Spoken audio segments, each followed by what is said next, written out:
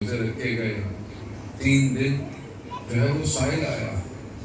گھر کے بڑے نے روٹیاں دی تو بچوں نے بھی روٹیاں دی. 3 دن لیتے رہے اور اس کے بعد بھی کیا کیا جو ہے وہ شکر ادا کیا.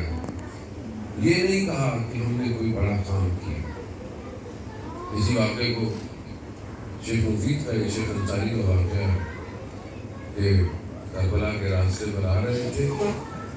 سوال ان کے ذہن میں تھا کہ یہ کیسے ممکن ہے کہ ایک قدم پر عمرے کا ثواب, ایک قدم پر حج کا ثواب, گناہ انسان جتنے قدم اٹھاتا ہے گناہ جو ہے وہ پتوں کی طرح فضا کے گرنا شروع ہو جاتے ہیں. پریشان تھے کہ یہ کیا ہے, یہ حقیقت کیسے ہے. اسی حالت میں کھڑے ہوئے تھے کہ کہتے ہیں کہ گھوڑے سوار آیا تو کہا کہ شیخ کیوں پریشان ہو. کہا کہ ایک سوال ہے میرے ذہن میں. وہ آنے والا بھی ظاہر ہے وقت کا امام ہے, اس نے کس طرح کہا. انہوں نے واقعہ بیان کیا. کہا کہ ایک بادشاہ اپنے لشکر سے جدا ہو گیا اور جنگل میں کھو گیا. ڈھونڈتا ڈھونڈتا بہرحال ایک جگہ پہنچا جہاں پر ایک جھوپڑی کی تھی. ایک چھوٹا سا پرانا سا کوئی جگہ ہوگی. ایک بوڑھی سی عورت ہے. میں نے اسے بولا کہ بھائی میں اس ملک کا بادشاہ ہوں ابھی میں. تو وہ خاتون نے اپنے بادشاہ کی خدمت کے لیے, اس کے پاس کچھ نہیں تھا, اس کے پاس ایک جانور تھا, ایک گوٹ تھی, اس کو قربان کیا اور اپنے بادشاہ کی خدمت کی. ایسے میں جو ہے وہ بادشاہ کا لشکر پہنچ گیا. بادشاہ نے کہا کہ بوڑھی عورت کو بھی ساتھ لے گئے. جب بادشاہ کا دربار لگا تو بولا اس کو کیا ہدیہ, کیا گفٹ, کیا تحفہ دینا چاہیے. کسی نے بولا اس نے ایک جانور قربان کیا, ایک اینیمل, آپ اس کو 100 دے دیں. کہا کم ہے. اگر آپ اس کو اور کیمل دے دیں. کہا وہ بھی کم ہے. بات بڑھتی چلی گئی یہاں تک کہ آدھی حکومت, آدھی دولت تک بات آ گئی. اتنی کہ آدھی اپنی پوری مملکت اس کو دے دیں. بادشاہ کہنے لگا یہ بھی کم ہے. انہوں نے کہا بادشاہ سلامت, تو کیا مطلب پوری حکومت دیں گے کیا. کہا وہ بھی دے دو, وہ بھی کم ہے. کہا کیوں. کہا جب میں اس کے پاس گیا تھا تو میں بادشاہ تھا, یہ رعایا تھی. اس کے پاس جو تھا رعایا ہوتے ہوئے اس نے مجھے دے دیا. میں بادشاہ ہوں, اگر میں سب کچھ بھی دے دوں تو بھی کم ہے, مجھے اس کا شکریہ ادا کرنا پڑے گا. تو کہا اے شیخ, حسین کے پاس جو کچھ تھا حسین نے کربلا میں خدا کو دے دیا. شیروان کا بیٹا تھا, حسین نے دے دیا. جمال اکبر تھا, یعنی جو تھا امام کے پاس امام نے دے دیا. اب خدا کے پاس جتنی خدائی ہے وہ سب حسین کی. اس لیے تو ایک ایک قدم پر اتنا ثواب ہے. ایسے نہیں ہے کہ آپ زیارت کر کے واپس جاتے ہیں ویسے جیسے آپ اپنی ماں کے پیٹ سے دوبارہ متولد ہوئے. گناہ ختم. اب ہمارے اپنے اوپر ہے کہ کیا ہم دوبارہ اپنے آپ کو پاک صاف رکھتے ہیں. حسین کریم ہے, امام کو پہچانے ضرور. اگر ہم اپنے مولا کو پہچانے بغیر معرفت کے چلے گئے تو ان کی طرف سے تو کوئی مسئلہ نہیں. مسئلہ ہماری طرف سے اطاعت کا ہے. امام کو جو غم ہے وہ اسی چیز کا ہے. جو بلاغہ میں میرا مولا جو غم کو بیان کر رہا ہے وہ کیا ہے کہ لوگ امام کو نہیں پہچانے. امام اپنا علم کنویں میں دیتے رہے کہ کوئی باب علم کو پہچانا نہیں. کسی نے علم کو آج بھی وہی مظلومیت ہے. آج ہماری زندگی میں امام کہاں ہے. آج ہماری زندگی میں امام کا دیا ہوا علم کہاں ہے. آج ہم سب اتنا نہج البلاغہ سے اویئر ہیں, اتنا ہم نہج البلاغہ پڑھتے ہیں. آج مطلب ہمارے پاس, میں آپ کو نہیں کہہ رہا تھا, لیکن بہرحال میں خود اتنا میں فیس بک, ٹویٹر اور واٹس ایپ کے اسٹیٹس اور پتہ نہیں کیا کیا پڑھتا رہتا ہوں. مگر میرے پاس سب کچھ ہوگا موبائل میں. نہج البلاغہ بھی موبائل میں ہے میرے, لیکن شاید مجھے کبھی فرصت نہیں ملی کہ میں اسے دیکھتا ہوں.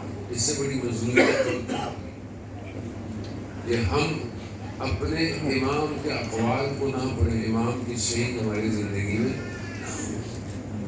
امام نہج البلاغہ فرماتے ہیں کہ مین از بیہائنڈ ہز ٹنگ, انسان اپنی زبان کے پیچھے چھپا ہوا ہے. جب انسان بولتا ہے تو پتہ چلتا ہے کہ اصل میں کیا ہے. اور جب غصے کی حالت میں ہو تو اس کی اصلی شکل باہر آتی ہے. ایک دوسرے کے سامنے تو ہم بہت احترام سے بڑی محبت سے پیش آتے ہیں, لیکن کوئی چیز ہمارے روٹین کے خلاف ہو جائے تب پتہ چلتا ہے کہ یہ اصلی انسان کیسا ہے. اسی انسان کی تربیت کے لیے اللہ نے اماموں کو بھیجا ہے. ورنہ مولا متقیان جانتے تھے انسان ترقی کر جائے گا, انسان اسکائی اسکریپرز بنا لے گا, مارس میں چلا جائے گا, لیکن انسان نہیں بن پائے گا. اسی انسان بننے کا فارمولہ ہے جو بنا ہوا ہے, لیکن کیا یہ فارمولہ ہمارے پاس ہے؟ کیا ہم اس پہ عمل کرتے ہیں؟ آج معاشرے میں آپ کے سامنے جو فساد ہے اخلاقی, آج جو گھروں کے اسٹرکچر برباد ہو رہے ہیں, آج آپ کے سامنے اسلامک لائف سٹائل بریک ہو گیا ہے. آج ہم ویسٹرن آئیڈیالوجی کو اڈاپٹ کر لیا ہے ہم نے, چاہے ہم دنیا میں کہیں بھی رہتے ہیں اس سے کوئی فرق نہیں پڑتا, لیکن آج ہمارا سب کچھ ویسٹرن ہے. مطلب اچھی چیز ہونا, فیسلٹیز ہونا اس بری بات نہیں ہے, لیکن جو اسلام نے سسٹم دیا ہے وہ نہیں ہے. آج ہمارے ریلیشن جو ہیں وہ آرٹیفیشل ہو گئے ہیں. آج آپ دیکھیں کہ جو ڈائیورس ریشو ہے ہماری کمیونٹیز کے اندر کیوں اتنا فاسٹ ہے, بیکاز ہمارے ریلیشن پلاسٹک ہیں. آج ہم اپنی بیٹیوں کی تربیت اس طرح نہیں کر رہے کہ وہ بیٹی سیرت حضرت فاطمہ سلام اللہ علیہا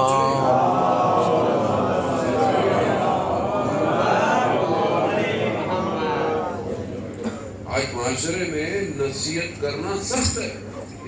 آج جو مولانا نصیحت بھی پڑھے تو کمیونٹی اس کو خدافظ کر دیتی ہے. بڑا ہی مسائل ہے ہمارے, آپ بات نہیں لگی. اکثر ہمیں ریزیڈنٹ عالم ہمیں کہتے ہیں کون صاحب آپ کہہ کے چلے جائیں نا, آپ کا مسئلہ نہیں, ہم نے کچھ بولا تو جمعہ ہی بند ہو جائے گا ہمارا. اس کی وجہ کیا ہے کہ ہم اپنی خواہشات دین کے احساس سے. امام حسین علیہ السلام کا وہ قول کہ دین تمہارے منہ میں لقمے کی طرح ہے, جب تم پر بنتی ہے تم نکل لیتے ہو. لیکن دین ہمیں اپنی مرضی کا چاہیے, ہماری مرضی کے خلاف دین ہوگا خدا حافظ.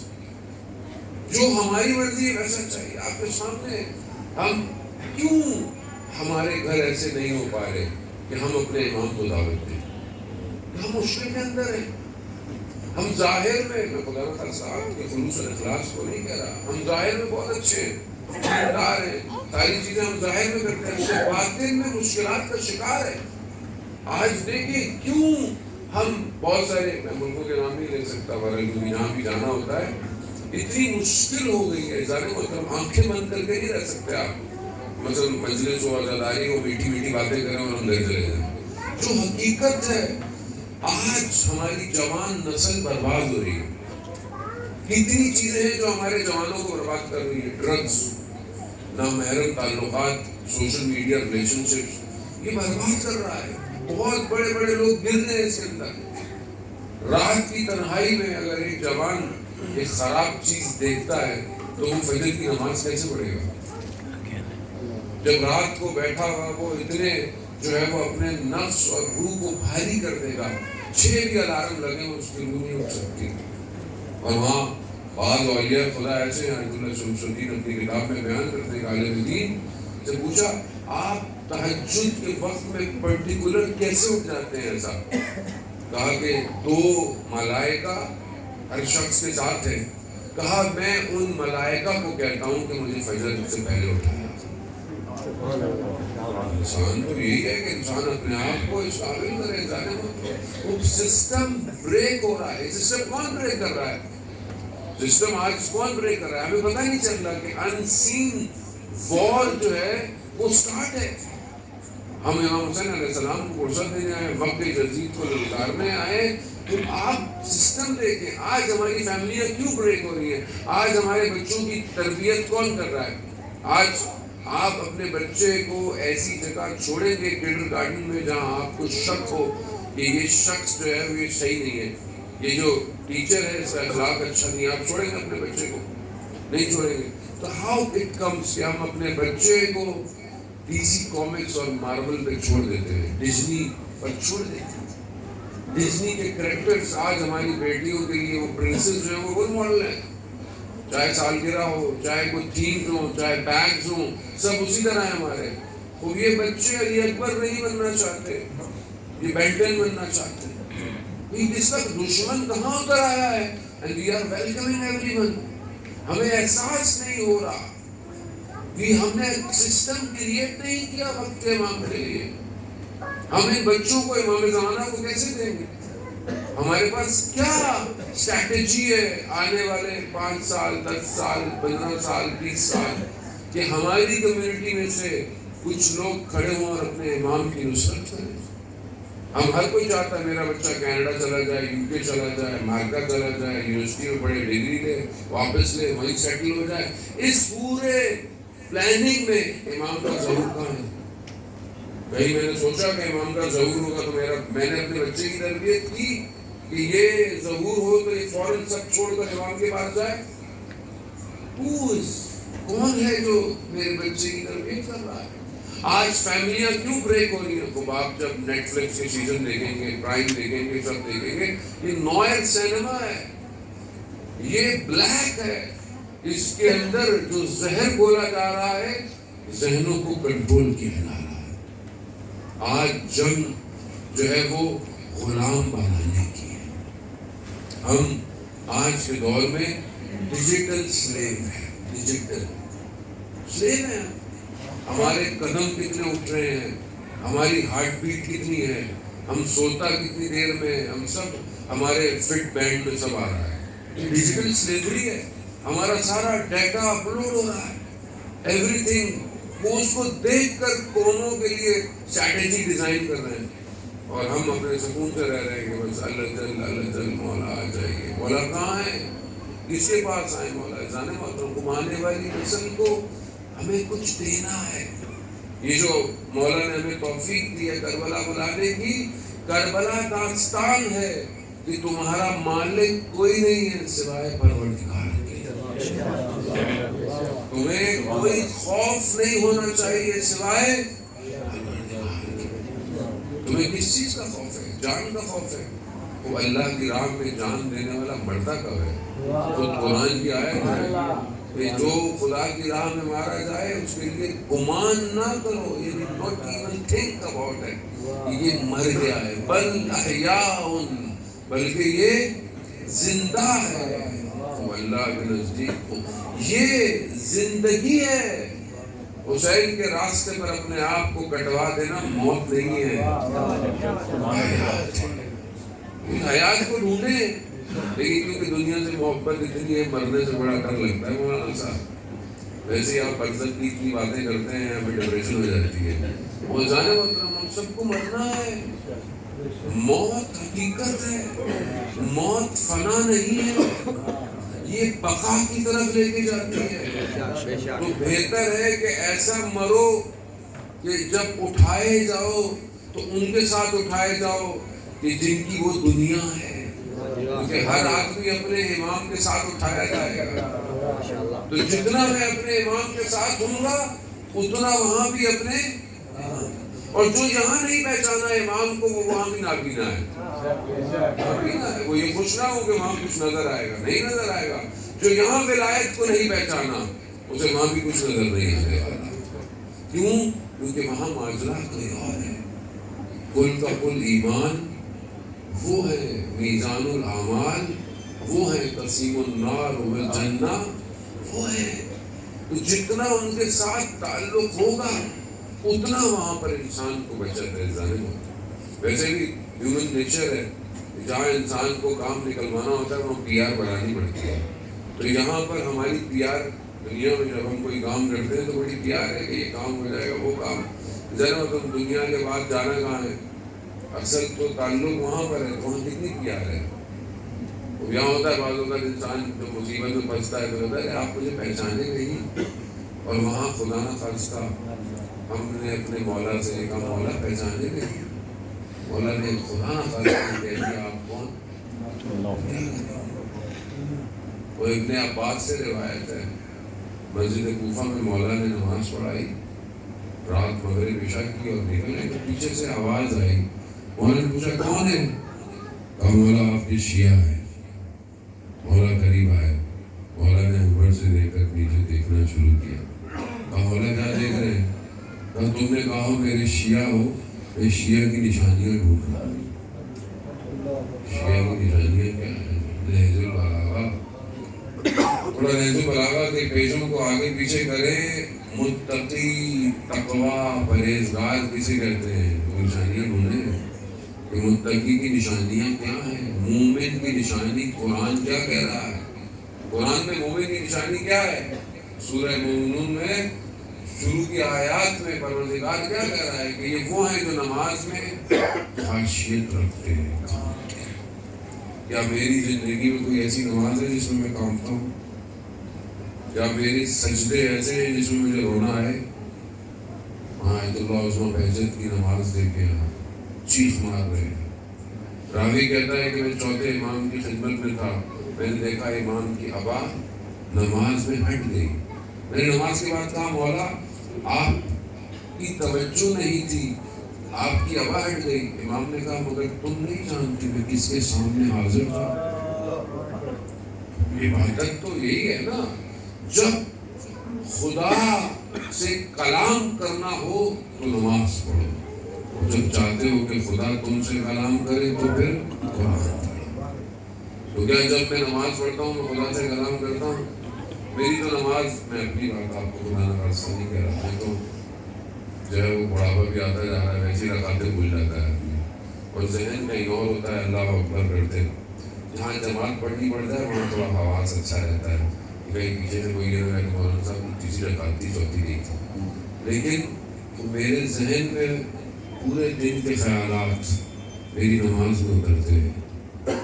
نماز ختم ہو جاتی ہے، انسان کو پتہ نہیں چلتا کب خدا سے بات کی، کب خدا کے سامنے حاضر ہوا. اور قرآن بھی بس میں کیا ٹوٹا پھوٹا پڑھتا ہوں سارے میں. جب تک یہ رابطہ اسٹرانگ نہیں ہوگا، کمیونیکیشن کا دور ہے، اچھی کمیونیکیشن نہیں ہوگی. آج آپ کا موبائل بہترین ہو، آج صلاۃ پڑھتے محمد وعلیہ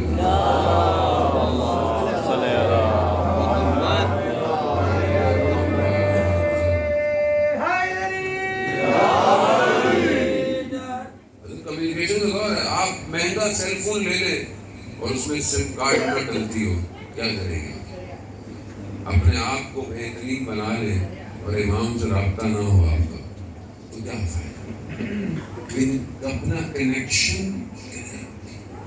یہ دنیا وائرس ڈالتی ہے آہستہ آہستہ. اس وائرس کو یہی رابطہ بہتر کر سکتا ہے، یہ جو خدا نے توفیق دی ہے نا.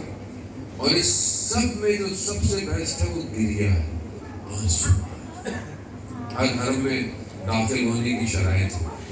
امام حسین کے گھر میں داخل ہونے کی شرط آنسو آ گئے. اگر آنکھوں میں آنسو آ گئے تو سمجھ لیں امام نے اجازت دے دی. ظاہر ہے آپ آج روزہ اربعین ہے، آپ گئے ہوں گے، زیارت کر کے آئے ہوں گے. انشاءاللہ خدا ہمیں توفیق دے. خدا کران لا جعل اللہ آخر الحج من زیارت، پروردگار اس کو آخری زیارت قرار نہ دینا. اگر میں زندہ ہوں مجھے بلاتا ہے، اور اگر میں مر جاؤں تو پروردگار مجھے سب سے پہلے مجھے میرے مولا کی زیارت کرنا. اصل زیارت ہی، اصل ملاقات ہی ہے. ایک عالم دین بیان کرتے ہیں کہ ان کی مسجد میں امام بارگاہ میں شخص خادم تھا. اس کے بچے دوڑتے ہوئے آئے کہ بابا کا آخری وقت ہے، آخری سانسیں لے رہے ہیں، آپ آ جائیے کلمہ پڑھا دیں شہادت. کہاں میں دوڑتا ہوا گیا. وہ کہتے ہیں میں نے کہا کہ کلمہ پڑھو شہادت. اس نے زبان نہیں کھولی. میں نے کہا کہ اتنی تم نے خدمت کی ہے اپنی زندگی میں، کیوں آخری وقت میں حق کے بغیر مر رہے ہو؟ خاموش ہے. تھوڑی دیر بعد اس نے بولا کہ میں تب بولوں گا جب وہ خود آئیں گے جن کے لیے میں نے زندگی گزاری. تھوڑی دیر بعد وہ کہتے ہیں کہ وہ خود تھا، وہ تھوڑا سا بلند ہوا اور اس نے مولا کی خدمت میں سلام پیش کیا. وہ کہ وہ آ گئے جن کا انتظار تھا. کیا ہم چاہتے ہیں کہ ہمارے وقت میں آخر میں مولا آئے؟ تو ہمیں اپنی زندگی ویسے گزارنی ہوگی جیسے وہ چاہتے ہیں. نہیں پتا ہم آج ہیں، کل ہیں، پرسوں، آہستہ آہستہ لوگ واپس جانا شروع ہو جائیں. اس مولا کی خدمت میں جائیں. نظام محترم ایک دعا ضرور کریں کہ مولا جس طرح آپ چاہتے ہیں ہمیں ویسا بنا دیں، کیونکہ اگر آپ کی نگاہیں رہیں گی تو ہم بچے رہیں گے، اگر آپ نے ہمیں نگاہیں رکھ دی تو ہم ختم۔ بس اللہ میں سے زیادہ آپ کو مزاحم نہیں ہوں گا، لیکن آپ روز کے دن کے تھکے ہوئے ہوں گے، زیادہ اعمال آنا جانا آسان نہیں تھا یقیناً، لیکن بہرحال ہم کتنا تھکتے ہیں، کیا تھکتے ہیں، ہم تو گئے اور زیارت پڑی اور واپس آ گئے، تھکا تو وہ کارواں ہوگا جو روزے 40 تشریف لائے۔ جابر ابن عبداللہ انصاری پہلے زائر ہے امام کے، جب پہنچے تو 40 کا دن تھا، فرات سے غسل کیا، نابینا ہے اور اپنے مولا کی قبر پر گر گئے آخر، اور اس اثنا میں وہ کارواں آیا، وہ مائیں آئیں جنہیں عاشورہ کے دن رونے کا موقع نہیں ملا، جنہیں گریہ کرنے کی اجازت نہیں تھی۔ پہلا مرثیہ، پہلی مجلس شام کے زندان میں، جب انہیں اجازت مل گئی نا، جب انہیں آزاد کر دیا گیا تو وہ تبرکات دینے پہنچائے گئے۔ تبرکات بھی کیا ہے؟ بریدہ سر تھے، علی اصغر کا سر علی اصغر کی ماں کے ہاتھ میں، یہ سر بڑھتے گئے، امام حسین کا سر بی بی زینب کے پاس ہے، یہ سب سر مل رہے، دو سر کو کوئی لینے والا نہیں،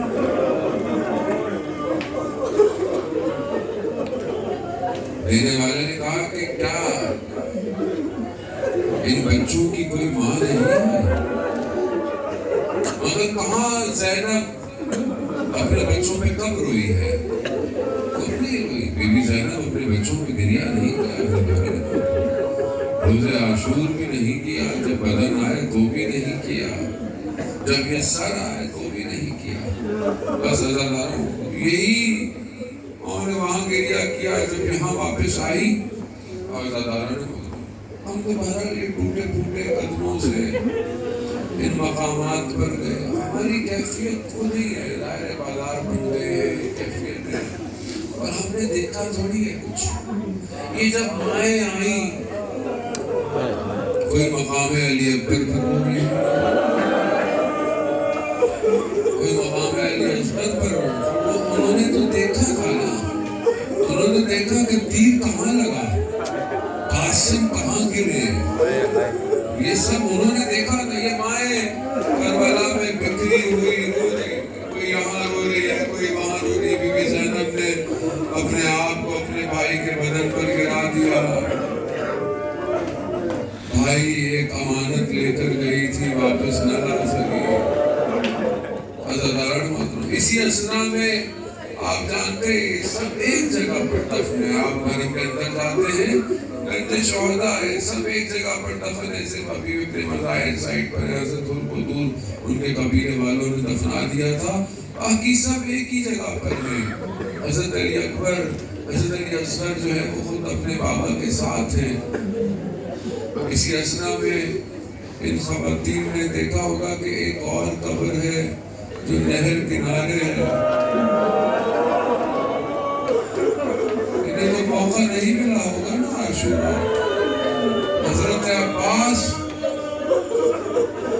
کربلا کے اس دن جب ہر کوئی ودا کر کے گیا، ہر کوئی مل کے گیا ہے، ہر کوئی خیموں سے ودا کر کے گیا سوائے حضرت عباس۔ امام حسین جانتے تھے لیکن امام حسین نے بتانے نہیں دیا، امام حسین مولا جانتے تھے عباس جا رہا ہے واپس نہیں آئے گا، لیکن اگر بہنوں کو پتہ چل گیا یہ بہنیں تو پہلے ہی مر جائیں گی، کیونکہ یہ تو آئی عباس کے سہارے پر ہے، اس لیے صرف پانی کے بہانے عباس پانی لینے کا اللہ تعالیٰ کی بہنیں آ کر عباس کے بدن پر رو رہی ہوگی، عباس امت شام کے دربار میں ہمارے ساتھ کیا ہوا عباس؟ اس طرح ہمیں بازاروں میں کھڑا کر دیا عباس، کس طرح میرے مولا اس وقت یہ ساری چیزیں سنتے ہوئے، یہ مائیں بہنیں، یہ لٹے ہوئے نہ جانے کس ٹکڑوں کے ساتھ، یہ بہنیں، یہ مائیں، یہ میرا مولا غریب امام واپس مدینہ پہنچا۔ بس اللہ نے چند جملے اور آپ سے التماس دعا پھر زندگی خدا نے رہی تو ہم ہوں گے، اور یہ پھر عذاب ہوگی۔ جب یہ مدینہ پہنچنے لگے تو سب سے پہلے مدینہ کی دیواروں کو بی بی ام کلثوم نے دیکھا۔ بی بی ام کلثوم کی جیسے ہی نگاہ پڑی، بی بی نے کہا ہے مدینہ کے دروازوں ہم پر دروازے مت کھولو، ہم سروں کے تاجوں کے ساتھ گئے تھے، ہم خاکوں کو سروں پہ لگا کے واپس آ گئے۔ اے مدینہ ہم اپنے بھائیوں کے ساتھ گئے تھے، ہم بھائیوں کے بغیر، آپ جانتے ہیں نا کتنے بھائی تھے؟ حضرت عباس کے بھی 3 بھائی تھے، خود امام حسین تھے۔ ارے یہ بہنیں بغیر بھائیوں کے مدینہ آ رہی ہیں۔ بی بی زینب نے جا کر مدینہ میں سب سے پہلے اپنے نانا کے روزے پر جا کر گریہ کی، نانا آپ کی امت نے ہمارے ساتھ کیا کیا، نانا حسین کے ساتھ کیا کیا، بس حضرت نہیں پتا۔ کہتے ہیں کہ بی بی نے تنہائی میں گفتگو کی، پھر جنت البقیع میں گئی، پھر اپنی ماں کی قبر پہ پہنچی ہوگی، اپنی ماں کی قبر پر خون آلودہ کرتا رکھا، اور یہ حسین کو کرتا اور حسین کی نشانی لے کر آئے ہوئے۔ بس حضرت علیہ السلام میں بی بی زینب اپنے گھر گئی۔ اب یہ بی بی جو جاتے وقت کچھ اور تھی، آتے وقت حالت ایسی ہے، کہتے ہیں کہ جیسی اپنے گھر میں داخل ہوئی، عبداللہ ابن جعفر صحن میں بیٹھے ہیں، اب جیسی بی بی داخل ہوئی، عبداللہ ابن جعفر کہتے ہیں اے بوڑھی عورت میرے گھر میں کیوں آئی ہو؟ میری زوجہ میرے گھر میں نہیں ہے۔ بی بی زینب نے کہا عبداللہ پہچانے نہیں، جب یہ سنا تھا کہا اولو محمد کہاں ہے؟ ارے وہ زینب جس نے پورے راستے گریہ نہیں کیا، جب صحن دیکھا دونوں بچے یاد آئے، جب کمرے میں گئی تو چھوٹی چھوٹی جانمازیں دیکھی ہوں گی۔ ارے اولو محمد، ارے میرے راستے جگہ، ارے کہاں سو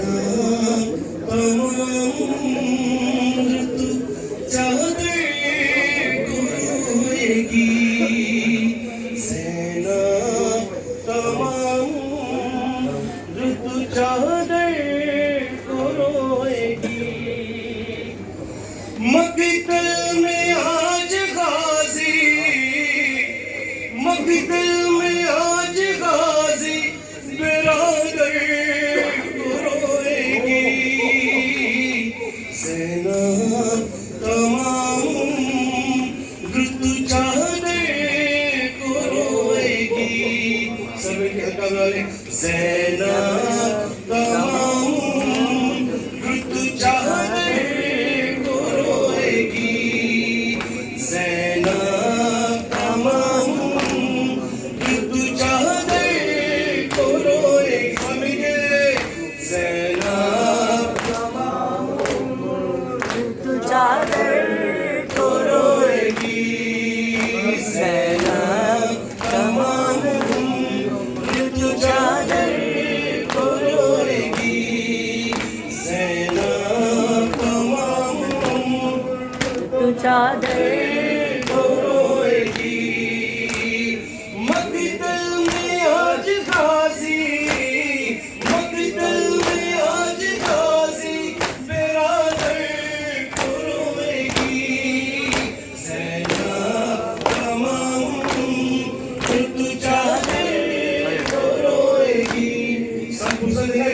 तुझे ज़ैनब तमाम ऋतु चादर को रोएगी ज़ैनब तमाम ऋतु चादर को रोएगी ज़ैनब तमाम ऋतु चादर को रोएगी कर देगी अब तो कोई ज़मानत नहीं रही तेरे नसीब में ये असीरी रकम हुई अब तो कदम कदम पे अब तो कदम कदम पे मेरा दिल को रोएगी ज़ैनब तमाम ऋतु चादर को रोएगी ज़ैनब तमाम ऋतु चादर को रोएगी ज़ैनब तमाम ऋतु चादर को रोएगी ज़ैनब तमाम ऋतु चादर को रोएगी जाएगी अब तो शाम के बाजार बेरिया नेज़े से भाई तेरे मसायब पे रोएगा और तू सीना से गिरते और तू सीना से गिरते हुए सर को रोएगी ज़ैनब तमाम ऋतु चादर को रोएगी ज़ैनब तमाम